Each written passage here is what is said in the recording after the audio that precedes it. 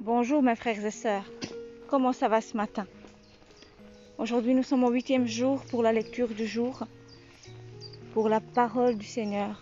Le plan que nous avons, c'est la décision vous appartient. Que le Seigneur puisse bénir ces mamans, que le Seigneur puisse bénir sa parole. Seigneur, édifie-nous, touche-nous, Saint-Esprit, sois au milieu de nous. Là où ils sont mes frères et sœurs, touche-les. Que ton onction de joie, que ton onction pure et sainte et salée soit sur nous. Oui Seigneur, remplis-nous de toi, remplis nos vies de toi, nos cœurs et nos pensées. Transforme ce vase que nous sommes dans le nom de Jésus. Amen. Que sa louange soit continuellement dans votre bouche. C'est le thème d'aujourd'hui. Nous continuons à étudier David et sa situation dans le psaume 34. Notez bien le crescendo dans la décision de David. Examinez les paroles qui ont suivi. Je bénirai l'Éternel. Sa louange sera toujours dans ma bouche. Que mon âme se glorifie en l'Éternel. Exaltez avec moi l'Éternel. Célébrons tous son nom.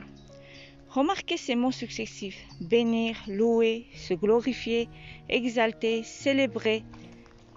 Plus il louait le Seigneur, plus il en avait le désir.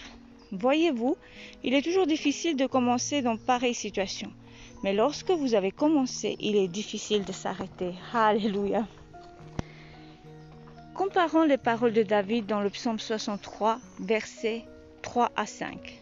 Car ta bonté vaut mieux que la vie. Mes lèvres célèbrent tes louanges. Je te bénirai dans toute ma vie. J'élèverai mes mains en ton nom. Mon âme sera rassasiée comme des mets gras et succulents, et avec des cris de joie sur les lèvres, ma bouche te célébrera. Alléluia. Pourquoi David louait-il le Seigneur à ce moment-là? Parce qu'il était dans une situation agréable? Pas nécessairement. Nous ne savons pas dans quelle situation il était à ce moment-là, mais il louait l'Éternel pour quelque chose d'éternel qui ne change pas. La bonté du Seigneur qui ne change jamais.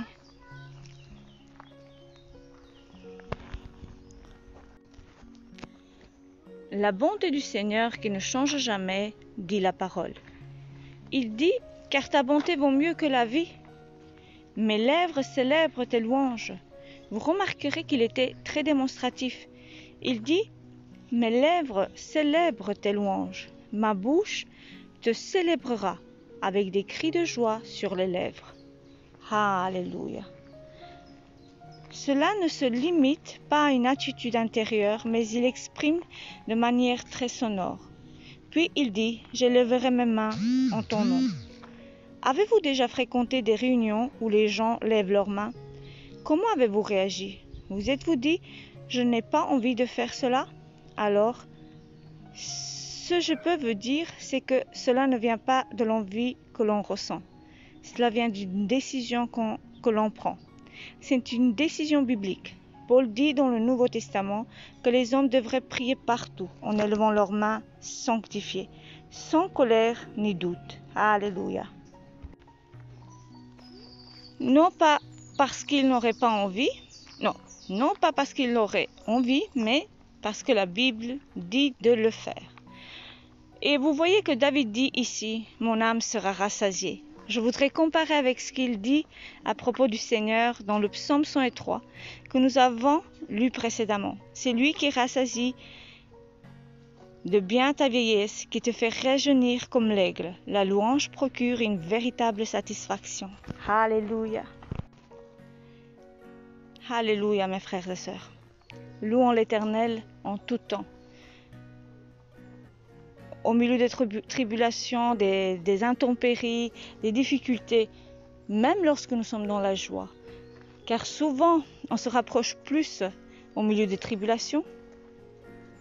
Mais quand tout va bien et que le Seigneur nous a exaucés, souvent nous oublions de le louer. Ça ne devrait pas être comme ça. Louons l'Éternel en tout temps. Ma prière d'aujourd'hui.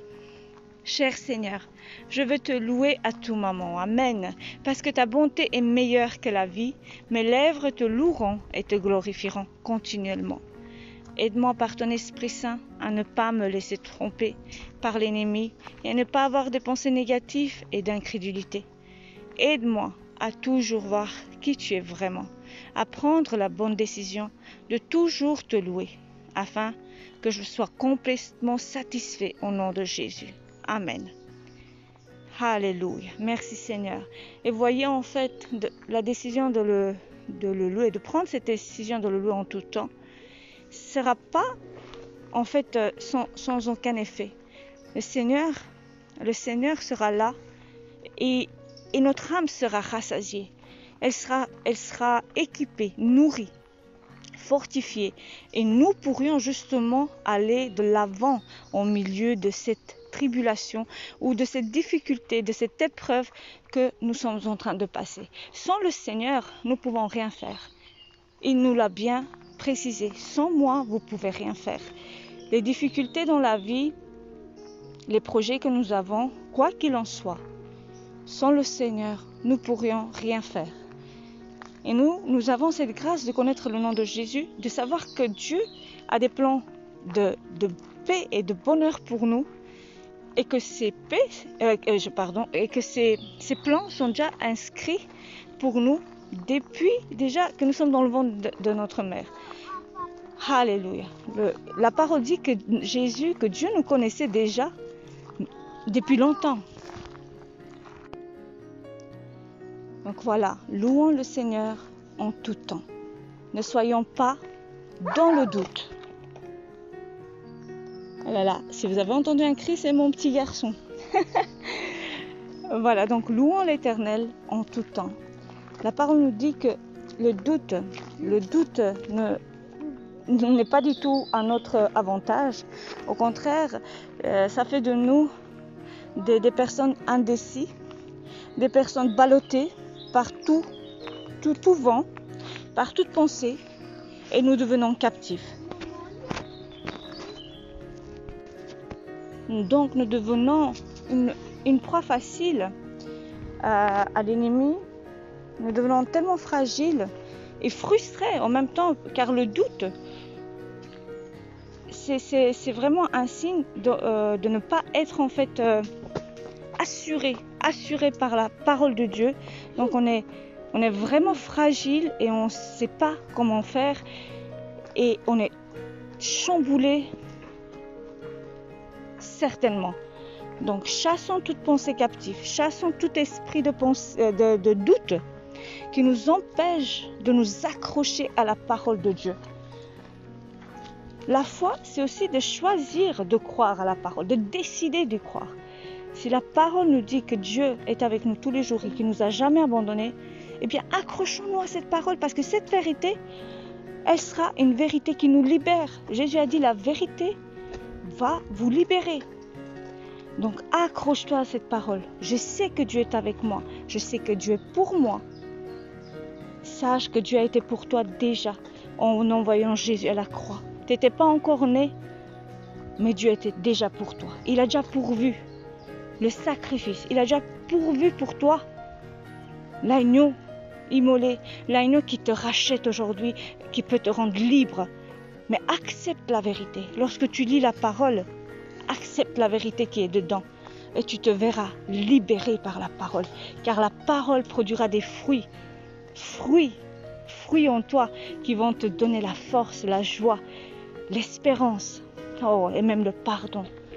Pardonnez si vous ne vous avez pas encore pardonné. Car retenir la colère ne vous aidera en rien du tout. Au contraire, cela va vous détruire. Frères et sœurs, le Seigneur est notre bouclier. Sa parole est notre bouclier.